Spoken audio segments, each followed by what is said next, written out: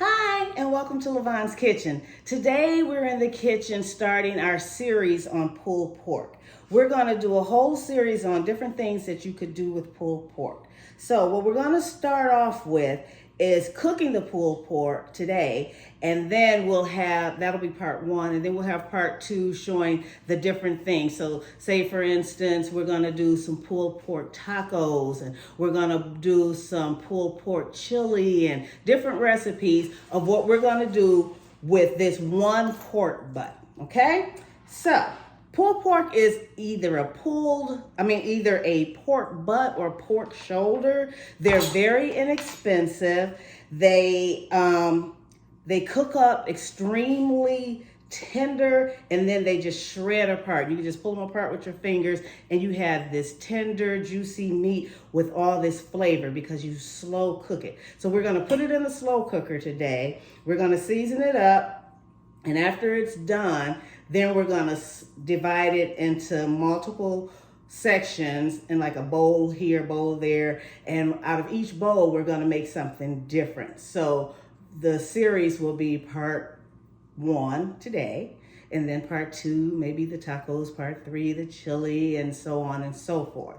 So first thing we're gonna do is cook the pork shoulder, and I'm gonna show you what ingredients we need for that. So today we're just gonna use an onion, some minced garlic, some cayenne pepper, black pepper. So what I wanna do to make things clean, we're gonna start off first putting on some garlic powder in a bowl. Our minced garlic in a bowl, because the way I'm going to use this garlic, I'm gonna have to keep touching the meat and the garlic, and for sanitary purposes, you don't want to put that spoon back in here after it's touched the meat, okay? So we have our little bowl of garlic, right? Next thing we're gonna do is chop up our onion.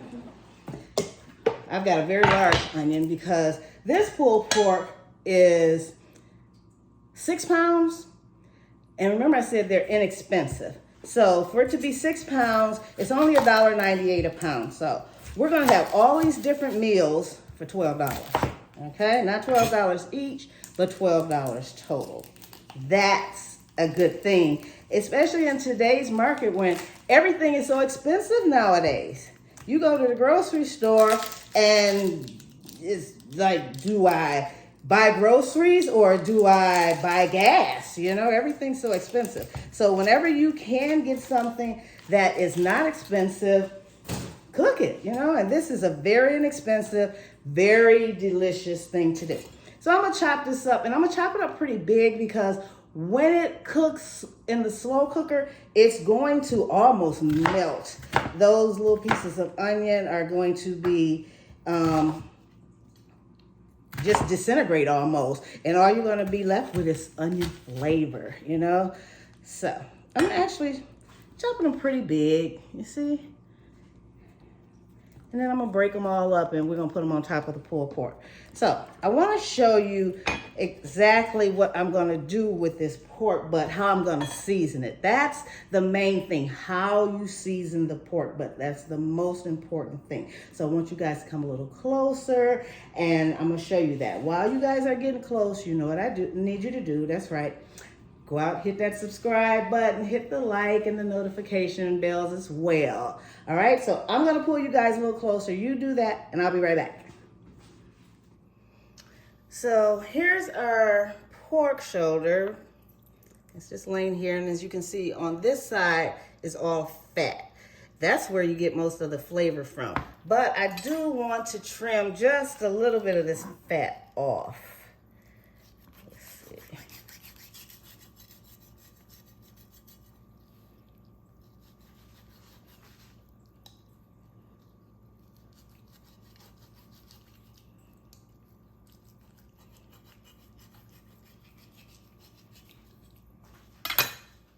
Okay, as you can see now, I did trim quite a bit of that fat off. So what I want to do now is poke holes in it. Now this pork butt has a bone in it. You can buy these with the bone or without the bone. This one happens to have a bone in it, okay? So what I want to do, I want to poke some holes in it. So get you a really sharp, sturdy knife to do this. When I poke my holes in it, the reason I'm poking the holes in it is I want to put my garlic inside those holes, okay? And I want to use this with the fat side up so that when it cooks, that fat will go through the meat. Like I said, the fat is part of your seasoning. So we want that fat to be on the top. And you want to season these really generously. Make quite a few holes too.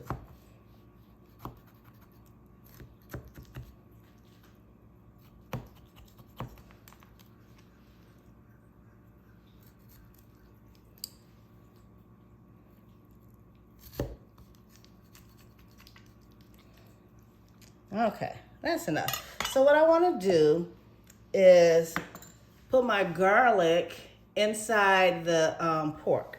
So I'm going to take this little bitty spoon and take my garlic and push it inside those holes, okay?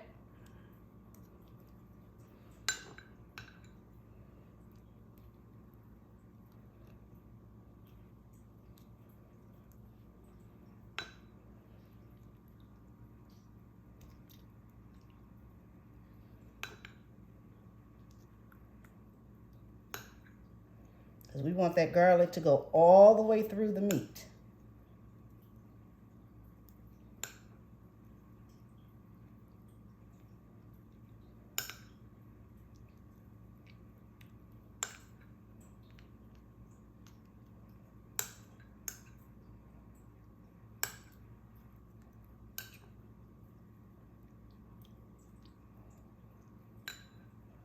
I think this is our last hole.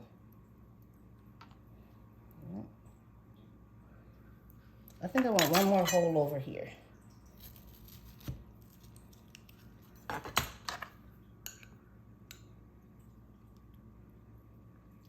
Okay.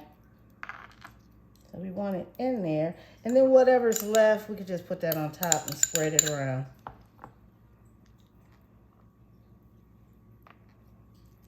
Okay.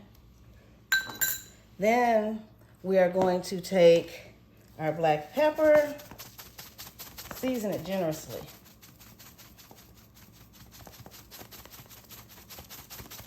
We're going to take our cayenne pepper. All right, I had to go wash my hands and open up my cayenne pepper. And I'm using a generous amount of cayenne pepper because, like I told you, we're making chili tacos and we're gonna do some pulled pork sliders and things. And almost all of those things are spicy. So we want it to be a little on the spicy side. Not too spicy, but okay. And that's it for seasoning it. So now all we have to do is put it in our slow cooker, but we want to make sure that the seasoned side is up when we put it in our slow cooker. Now, if for some reason or another you do not have a slow cooker, you can put it in the oven. Cover it up really well with foil and put it in the oven. But I'm going to use my slow cooker. Now, if mine were a little bit bigger, this slow cooker would not fit. If it were too much bigger, I would have to put it in a pan and put it in the oven. So what I'm going to do now is just take all these big chunks of onion, kind of crumble them up a little because when I slice them, they're still all stuck together. I'm going to put most of them on top. I'm going to put a few down inside the pot.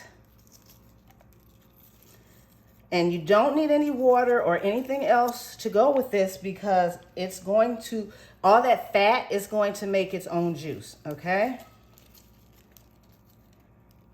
And all that juice is going to be flavored from all of our onions and our seasonings.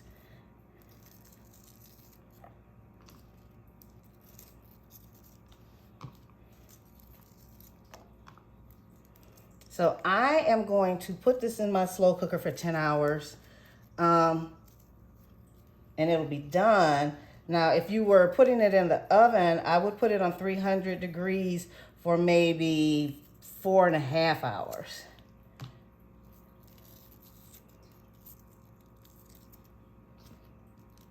Want lots of onions. Because what's going to happen, we're going to mix this all up together when we shred it. We want all those onions mixed in there. Like I said, the onions are going to almost disintegrate because they're going to cook so long. So it's going to be like onion juice.